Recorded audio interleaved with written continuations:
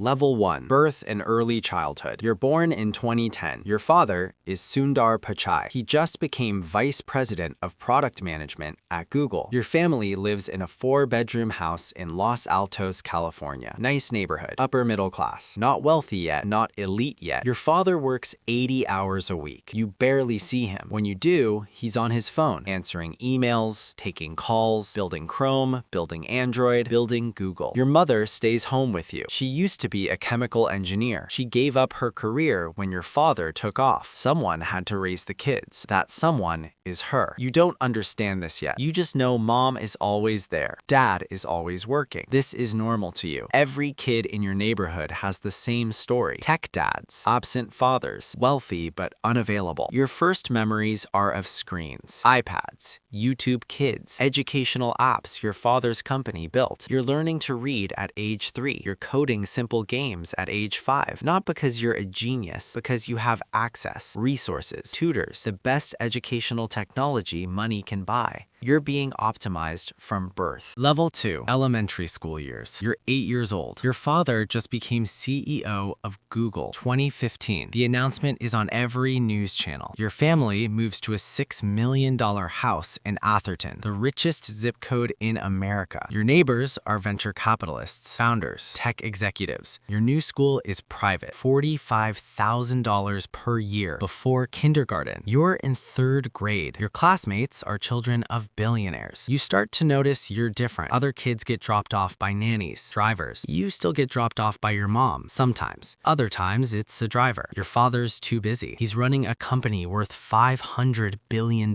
He has 100,000 employees. He reports to Larry and Sergey. He's on TV, in magazines. People recognize him at restaurants, recognize you, point and whisper. You're not just a kid anymore. You're the son of the Google CEO. Your birthday parties are extravagant. Rented venues, professional entertainers, catered food. 50 kids show up. Most you don't even know. Their parents want to network with yours. 8-year-olds as networking opportunities. You get gifts worth thousands. The latest gaming systems, VR headsets, a custom-built gaming PC. You have more toys than you can use, more things than you can appreciate. Everything and nothing all at once. Level 3. Middle school reality. You're 12, it's 2022. Your father has been CEO for 7 years. Google's market cap is $1.5 trillion. Your father's net worth is estimated at $1.3 billion.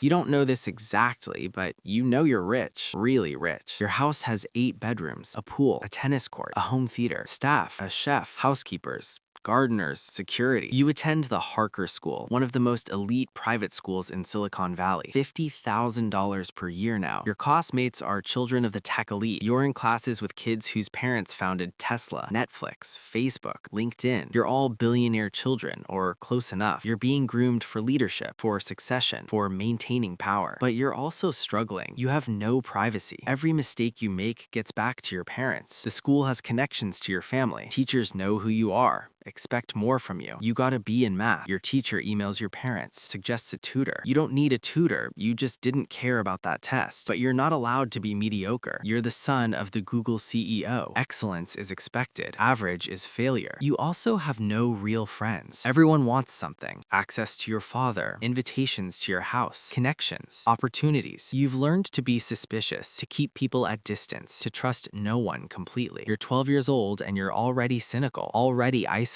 already aware that your life isn't normal, will never be normal. Level 4. High school pressure. You're 16. It's 2026. You're a junior at Harker. Your college applications are already being planned. Your father wants you to go to Stanford, his alma mater. He went there for engineering. He expects you to do the same. But you don't want to study engineering. You don't want to work in tech. You want to study film, make movies, create art. Your father doesn't understand. You've been building a portfolio, short films, video essays. You're good, really good. Your film teacher says you have talent, real vision, but your father sees it as a hobby, not a career. He didn't build an empire for his son to be an artist. He expects you to be a leader, an entrepreneur, a CEO. The pressure is crushing. Your test scores are perfect. 1580 SAT, 36 ACT, 4.0 GPA, not because you're naturally brilliant, because you've had tutors for everything. Test prep, college counselors, every advantage money can buy. You're being manufactured for success, but success as defined by others, not by you. You're also dealing with wealth guilt. You see the homeless encampments in San Francisco,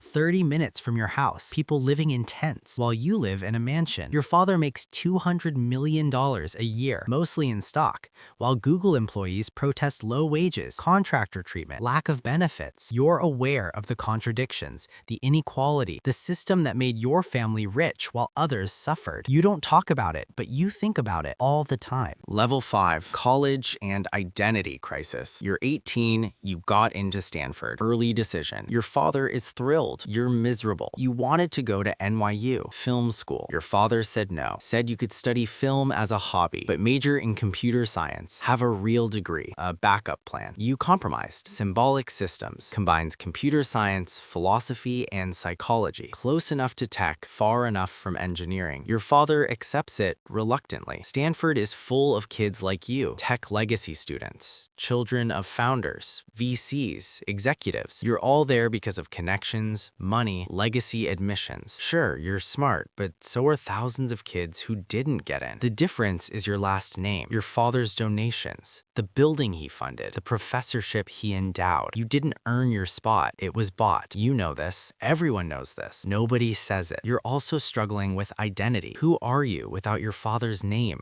without his money, without his connections? You've never had to work for anything, never had to struggle, never had to fail and recover. Everything has been handed to you, curated, optimized. You're 18 years old and you've never faced real adversity, never been told no in a way that mattered, never had to prove yourself on your own merits. You start going to therapy. Your therapist is in Palo Alto, $400 per session. Your parents don't know. You pay in cash. You talk about the pressure, the expectations, the guilt, the emptiness. Your therapist listens, validates, helps, but it can't change your reality. You're trapped in a gilded cage, wealthy beyond measure, free to do nothing. You have every opportunity and no idea what you actually want. Level 6, early adulthood and career. You're 25. You graduated from Stanford 3 years ago. You're working at a startup now, a friend's company. Well, not really a friend, the son of a Sequoia Capital partner. The startup is in AI. Of course it's AI. Everything is AI in 2033. You're a product manager. You make $200,000 a year, plus equity. The job is fine. Not fulfilling, not challenging, but acceptable. You didn't need to work. Your trust fund is worth $100 million,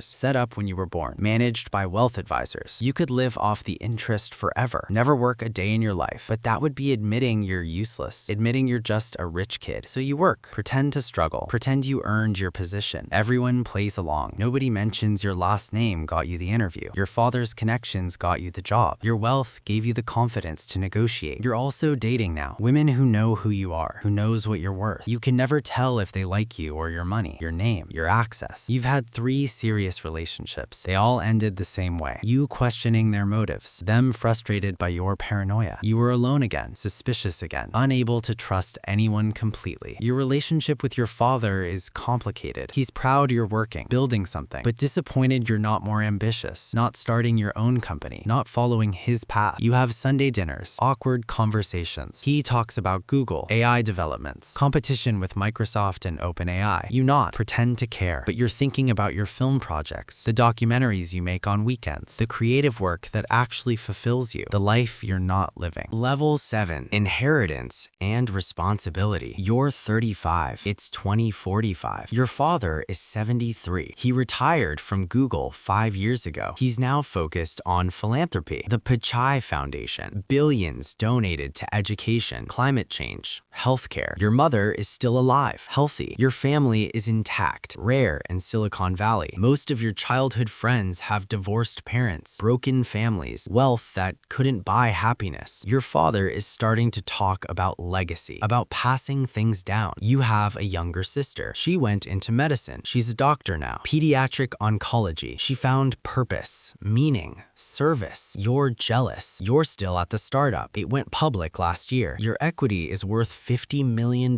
Added to your trust fund, you're worth $200 million now. At 35, you didn't build anything. You just existed in the right family, had the right last name, the right access. Your father wants you to join the foundation, help run it, decide where billions get donated, shape policy, influence change. It's meaningful work, important work, but you know the truth. Philanthropy is reputation management, tax strategy, legacy building. The system that created your wealth also created the problems you're trying to solve. Poverty, inequality, climate change. Your family benefited from that system. Now you're trying to fix it with a fraction of what you took. It's circular logic, guilt management, not real change. But you agree, because what else are you going to do? Make more money you don't need? Buy more things you don't want? At least the foundation does some good. Scholarships for kids, funding for climate research, grants for nonprofits. It's something, even if it's not enough, even if it doesn't address root causes, even if it's just performative guilt relief.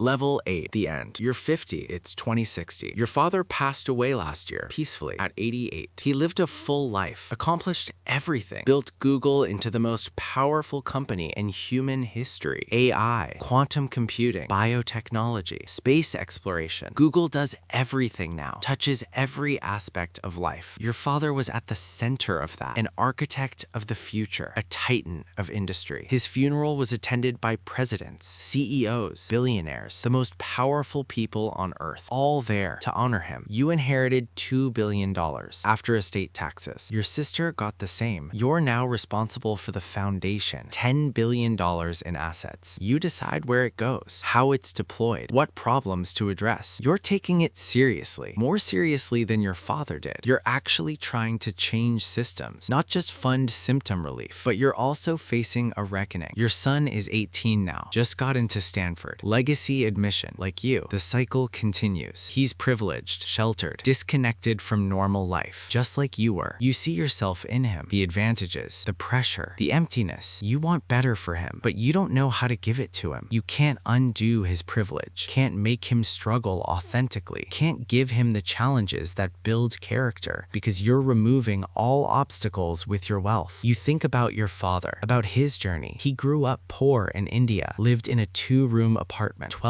people sharing one space. He got a scholarship to IIT, another to Stanford. He worked for everything, earned his success, built it from nothing. You grew up in a mansion, never wanted for anything, never had to fight for anything. Your son grew up with even more. 3 generations from poverty to extreme wealth. And with that wealth, a loss of purpose, of meaning, of struggle that shapes people.